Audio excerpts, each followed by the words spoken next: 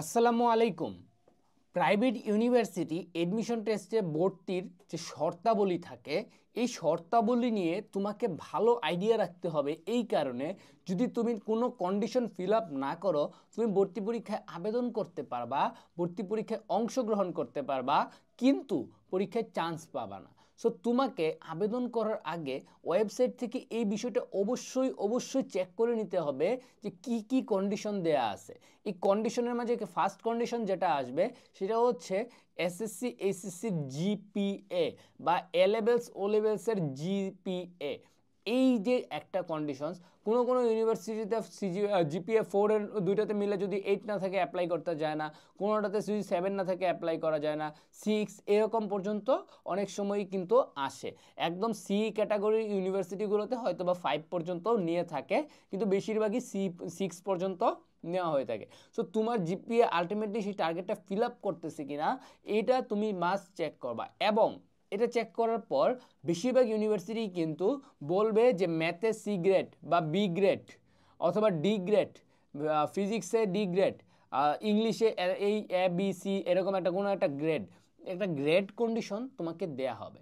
সেই grade condition match করতেছে কিনা, তোমার সব যে সাবজেক্টগুলোতে কন্ডিশন দেওয়া হয়েছে সেই সবগুলো সাবজেক্টে তোমার সেই প্রপার জিপিএটা আছে কিনা সেটা তোমাকে মাস্ট বি চেক করতে হবে। চেক করার পর তুমি গিয়ে অ্যাপ্লাই করতে পারবা।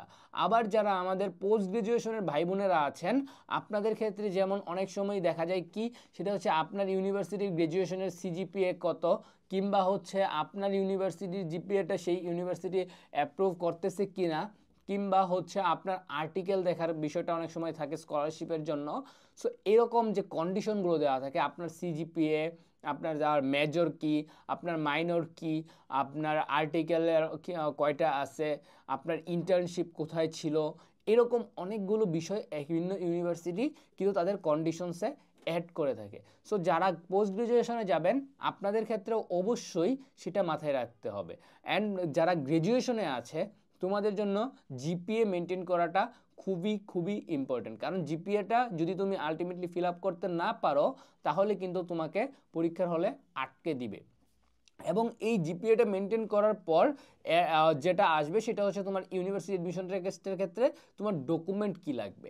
অ্যাডমিশন টেস্ট দিতে যখন তুমি যাচ্ছ ভাইয়ারা, তখন মাস্ট বি তুমি একটা জিনিস সেফের জন্য রাখতেই পারো, তোমার এসএসসি এইচএসসি কিংবা এ লেভেলস ও লেভেলসের যে রেজিস্ট্রেশন কার্ডটা আছে সেটা তোমাদের সাথে ক্যারি করা অ্যাডমিশন টেস্টের সময়। এটা তোমার জন্য সেফটি। এখন তোমরা অনেকেই পরীক্ষার আগে এসে বলো ভাইয়া কী নিয়ে যাব। এটা কিন্তু অ্যাকচুয়ালি দরকার নাই ভাইয়া। তুমি তোমার ফাইলের মাঝে যদি সার্টিফিকেট ডকুমেন্ট রেখে দাও, তোমাকে কেউ বলবে না যে তুমি কেন এই কাগজটা নিয়ে আসছো। সো সিম্পলি তুমি সেটা রেখে দাও। এর বাইরেও তুমি যদি চাও যে না আমি প্রপার ডকুমেন্টই নিয়ে যাবো যেটা বলা হয়েছে, তাহলে তোমরা যখন এডমিট কার্ড পাও পরীক্ষা অ্যাপ্লিকেশন করার পরে, এডমিট কার্ডে তুমি কি কি কাগজ তোমার সাথে রাখতে হবে মাস্ট, সেটা কিন্তু লেখা থাকে। সো ওই যে নির্দেশনাবলী ফলো করলে তুমি কিন্তু আলটিমেটলি তোমার কি কি কাগজ ক্যারি করতে হবে বা কি কি ডকুমেন্ট তোমার সাথে পরীক্ষার হলে অবশ্যই নিয়ে যেতে হবে সেটার একটা আইডিয়া পেয়ে যাবা। সো জিপিএ মেনটেন করা, জিপিএ ক্রস চেক করা এবং হচ্ছে আমাদের অ্যাডমিশন টেস্টে নিয়ে যাওয়ার মতো ডকুমেন্টগুলো চেক করে আমরা অ্যাডমিশন টেস্ট দিতে যাব। তোমাদের জন্য শুভকামনা। দেখা হবে বিজয়ে। আসসালামু আলাইকুম।